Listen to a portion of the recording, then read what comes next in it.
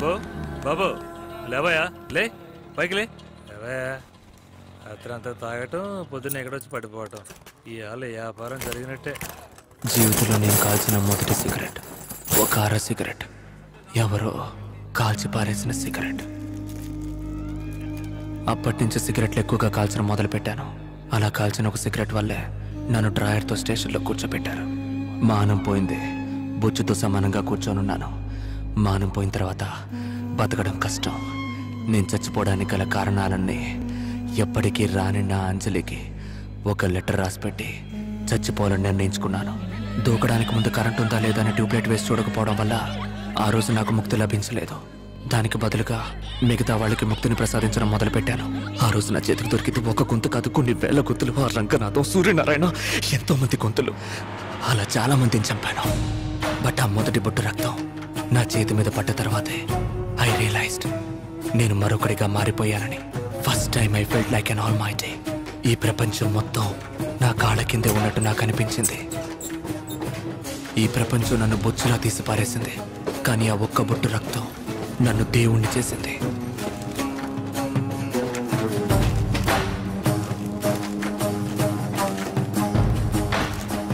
ఆ తర్వాత ఈ 2 ఏళ్లలో ఒక దేశ దిమ్మెరలాగా ఇండియా మొత్తం తిరిగాను. గడ్డం పెంచాను, స్వామీజీల్ని కలిశాను, గంజాయికి అలవాటు పడ్డాను. చివరికి వైజాగ్కే తిరిగి వచ్చేశాను.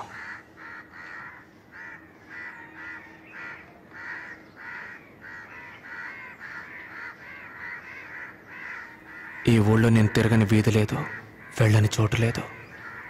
నాకేమైందో నాకే తెలియలేదు. లేపేశాను, 22 మందిని లేపేశాను. ఏంటి సార్ ఊరికే 22, 23 పెంచుకుంటూ పోతారు? రైల్వే కౌంటర్లో మీరు ఒకటి మీద చేసుకున్నారు, వాడు చచ్చాడు. అది హత్య కాదు, యాక్సిడెంట్. రైల్వే పోలీస్ మిమ్మల్ని బెదిరించాడు, వేధించాడు, వాడు మందులో ఉన్నాడు. ఆ హత్యకి మీకు ఏ సంబంధం లేదు. ఊరికే 22, 23 నెంబర్లు చెప్పేస్తున్నారు. 22 హత్యలు చేయడానికి కారణం ఉండాలి కదా సార్? కథలకైతే కారణము తొక్కో కావాలి. నిజ జీవితంలో కారణము అక్కర్లేదు, తర్కము అక్కర్లేదు. There are no logics and reasons for real life. అదే on a fine sunny day, beach. నీకెన్నేళ్ళకి పెళ్ళైంది? 23వ ఏట పెళ్ళయింది సార్. ఎంతమంది పిల్లలు? 2 పిల్లలు సార్, ఒకటి క్యారియింగ్ సార్. ఆ విషయంలో నేను కింగ్ సార్, హ్యాపీస్. నా వయసు ఎంతో చెప్పు.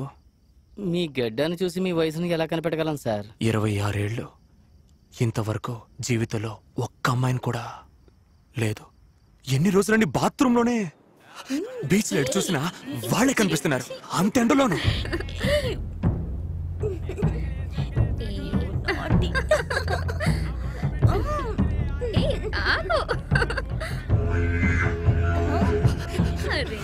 ఆ రోజు ఎండ 2 డిగ్రీలు ఎక్కువే మండింది. నటి నెత్తిన డామ్ అనేదో పేలినట్టయింది. తీశాను, కాల్చాను.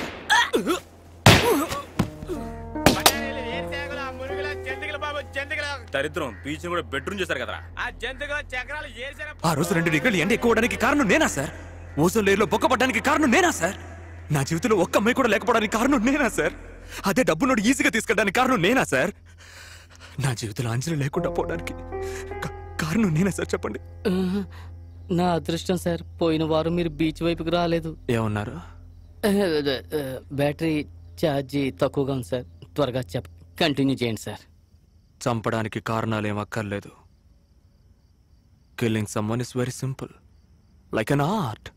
అడవి మనిషిలో ఉన్నా కూడా ఆంగ్లంలో అదరగొట్టేస్తున్నాడు. A highly created process, something like an intercourse.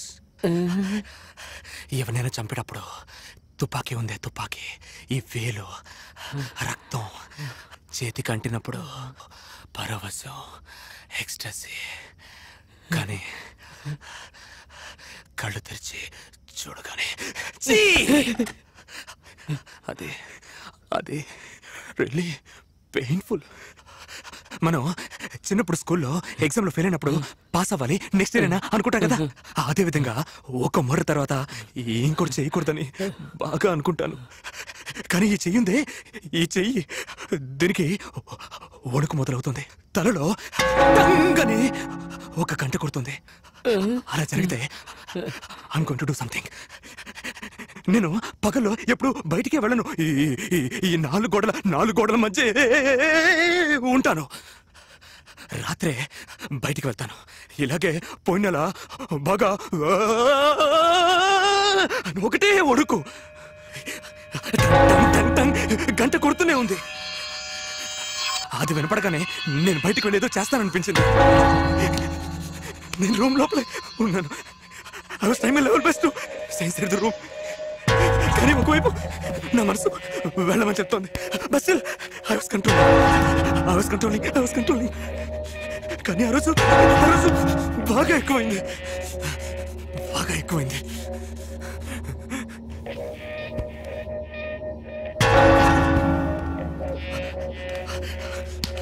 ఆ తర్వాత తలుపు తెరిచేద్దామని వెళ్ళిపోయాను. అప్పుడు ఆ శబ్దం ఆగిపోయింది.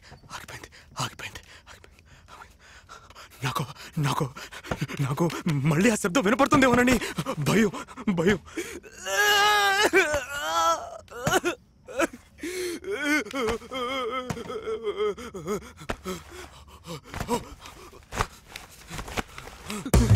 నాకు అర్థమైపోయింది ఇక్కడ కంట్రోల్ చేసుకోవడం నా వల్ల కాదని. నేను బయటే ఉంటే ఎవరికైనా ఎప్పుడైనా నా వల్ల ప్రమాదం రావచ్చు. సో బెటర్ పోలీస్ స్టేషన్కి వెళ్దామని పరిగెత్తాను. నాకు తెలిసిన ఒకే ఒక పోలీస్ స్టేషన్ నన్ను డ్రైవర్తో కూర్చోబెట్టిన సీతమ్మధార పోలీస్ స్టేషన్. వెళ్లే దారిలోనే వాడిని చూశాను.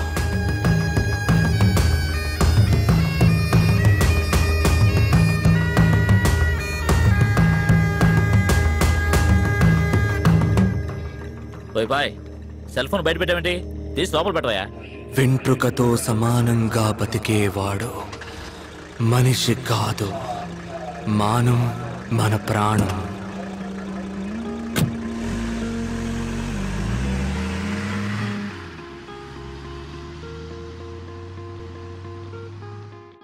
అప్పుడే నాకు అనిపించింది నా సమస్యలన్నిటికీ వీడే కారణం అని. ఊళ్ళో ఎంతోమందిని లేపేశాను. ఆ ఇన్స్పెక్టర్ని కూడా లేపేస్తుంటే ఓ పని అయిపోయిండేది. వీడే నేను వేసుకోవాల్సిన మాత్ర.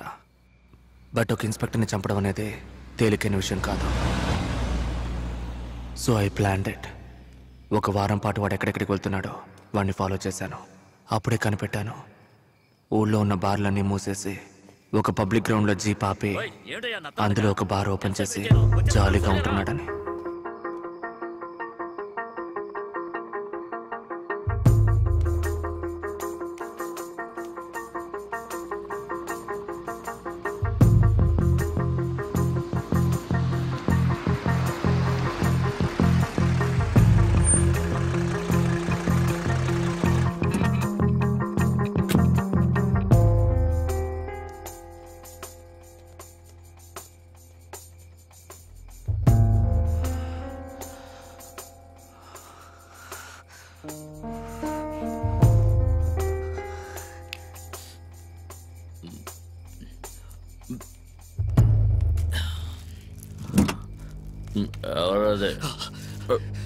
వెంట్రుకతో సమానంగా బతికేవాడు మనిషి కాదు అన్నారు మన పెద్దలు.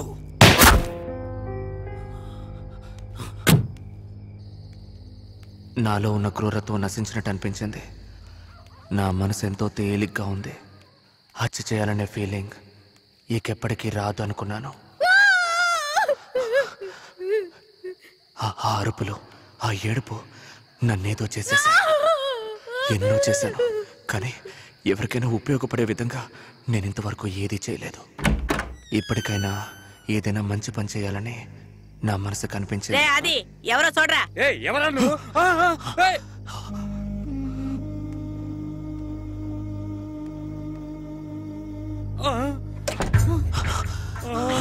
వెనకొచ్చే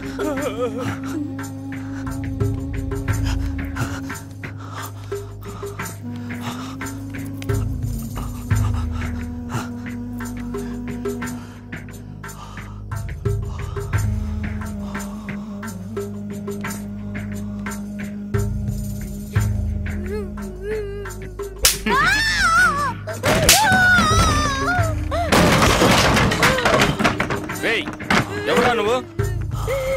అడుగుతుండే చెప్పవే. అడుగుతున్నానుగా. చెప్పవే. ఏయ్, ఎందుకురా కొడుతున్నా? 4000 ఇచ్చాను, ఏమైనా చేస్తాను, మూసుకొని పోరా.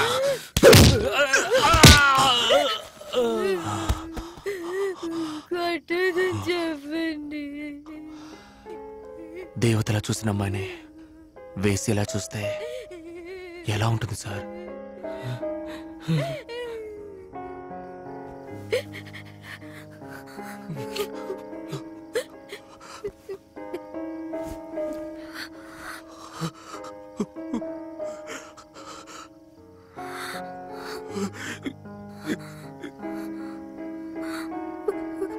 ప్రభా, నన్నే కొడతావా? బయటికి పోరా. పోరా, పో బయటికి. పోరా, పొమ్మన్నానుగా.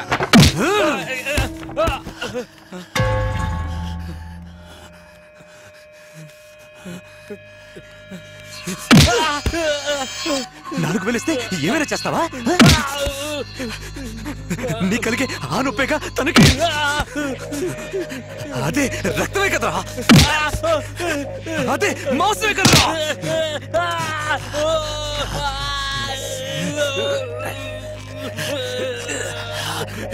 చూడు చూడు చూడు.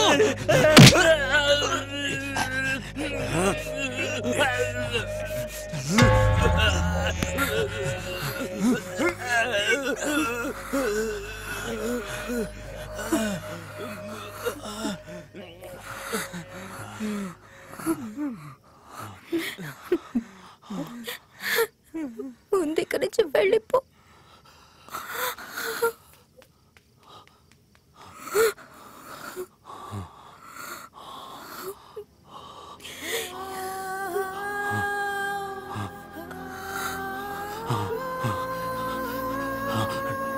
నువ్వు నాతోరా, నాతోరా.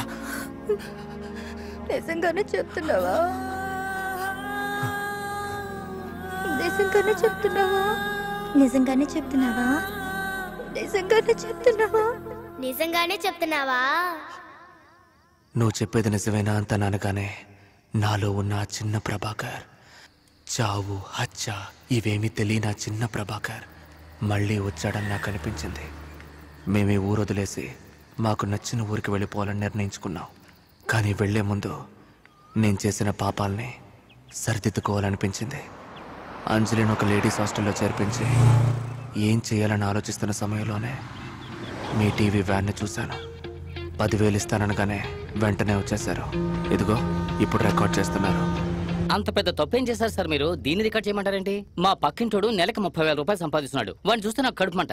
కొత్తగా ఒక పల్సర్ బైక్ ఉన్నాడు. ఎవరు లేని టైం చూసి ట్యాంక్ ఓపెన్ చేసి ఒక గుప్పెడు పంచదార అందులో వేశాను. ఏదో నా వల్ల ఏం సాయం. నా దగ్గర డబ్బులు లేనప్పుడు ఎవరైనా రీబాక్ షూ వేసుకున్నా, రేబాన్ గ్లాస్ పెట్టుకున్నా, ఎవరైనా అమ్మాయితో వెళుతున్నా నాకు కడుపుమంటగానే ఉంటుంది. అందుకు నేనేం చేయగలను? నాకంటూ కుటుంబం, భార్య బిడ్డలు ఉన్నారు.